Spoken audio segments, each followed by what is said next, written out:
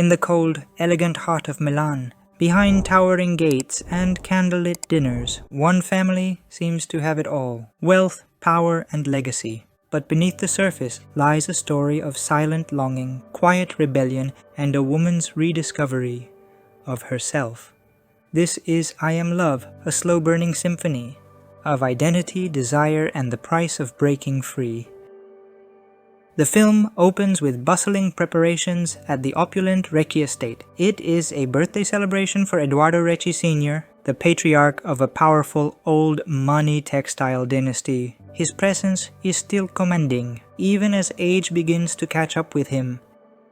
Emma Recchi, his daughter-in-law, oversees everything with quiet grace. Played by Tilda Swinton, Emma is not originally Italian. She's Russian by birth, an outsider, carefully shaped to fit Milan's elite, molded into the perfect wife to her stoic husband, Tancredi Recchi. Emma doesn't say much, but she's always watching. In this family, roles are strict, emotions are restrained, traditions are everything. Emma's son, Eduardo Jr., arrives late to the gathering. He's just come from an athletic event, and he lost, but he brings something far more important. He plans to marry Ava, a girl from the influential Ugolini family. The family's reaction? Measured, polite, but it's clear. In the Recchi household, legacy and reputation come first. As the guests dine, uka is served, a delicate Russian fish soup. It's Eduardo Jr.'s favorite, lovingly prepared by Emma, just as she's done since he was a boy.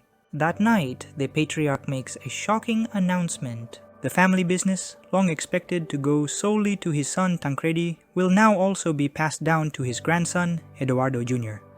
The decision is both a blessing and a burden. Eduardo Sr. is not just handing over a company, he's handing over a tradition, a family name, a future that must be upheld. And Emma, ever the perfect wife, watches silently from the background, her feelings unreadable. Later during the celebration, a man named Antonio arrives unexpectedly. He's a chef, the same man who defeated Eduardo Jr. in the earlier race. As a peace offering, he brings a beautifully crafted cake. Antonio is quiet, humble, and respectful. When he's introduced to Emma, their exchange is brief, but the camera lingers. A spark, subtle but real, is ignited. As time quietly moves on, Emma joins her friends Rory and Ava for lunch at Antonio's restaurant in San Remo. It's a casual outing, no expectations. But what happens next changes everything. Antonio serves Emma a simple prawn dish. She tastes it, and time seems to stop. It's not just a meal, it's an awakening. That bite unlocks something long buried. She feels seen, touched, desired, not by a man but by flavor, craft, and emotion. Antonio has unknowingly stirred a hunger in Emma that goes far beyond food. Later, on a trip to Nice with Elisabetta, Emma detours to Sanremo, perhaps by coincidence or perhaps guided by longing. There, in the town square, she sees Antonio again. She follows him, they speak, and then quietly, without ceremony, she enters his home. It's the beginning of their affair, a love that's pure, tactile, secret. Back in London, Eduardo Jr. finds himself at odds with his father and the family board members. They want to sell the Recchi business to foreign investors. He's torn between honoring tradition and protecting something more personal. Meanwhile, Emma returns to Antonio's world once more. They share another passionate day, and in a symbol of rebirth, Antonio cuts her long blonde hair. A strand falls to the floor, unnoticed until later. Eduardo Jr., visiting Antonio to finalize business ideas, finds the strand of hair at Antonio's home. He doesn't say anything, but he knows. That night, the Recchi family hosts a dinner for the investors. It's meant to be a celebration of business and tradition. Antonio prepares uka for the event, a symbolic callback.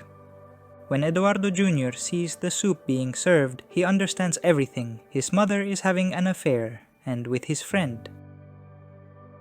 Overcome with betrayal and grief, Eduardo storms out. Emma follows. In the garden by the pool, she reaches for him. He pulls away. A misstep. A fall, a crack of stone. Eduardo hits his head on the pool's edge. He's rushed to the hospital, but it's too late. He dies from a cerebral hemorrhage.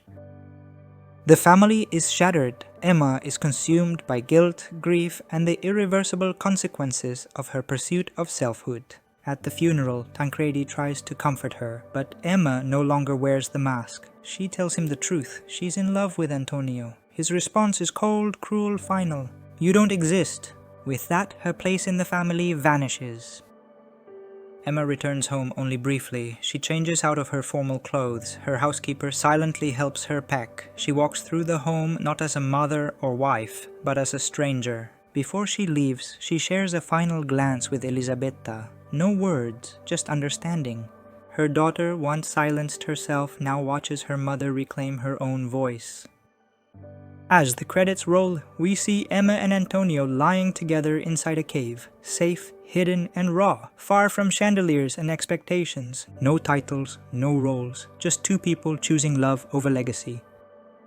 I Am Love isn't just a story about forbidden feelings or personal rebellion. It's a film about identity, about the cost of breaking free from the roles we're given, about the courage it takes to say, "This is who I really am." If you enjoyed this deep dive, don't forget to like, comment, and subscribe for more emotional movie breakdowns, scene-by-scene recaps, and cinematic journeys into the heart of storytelling.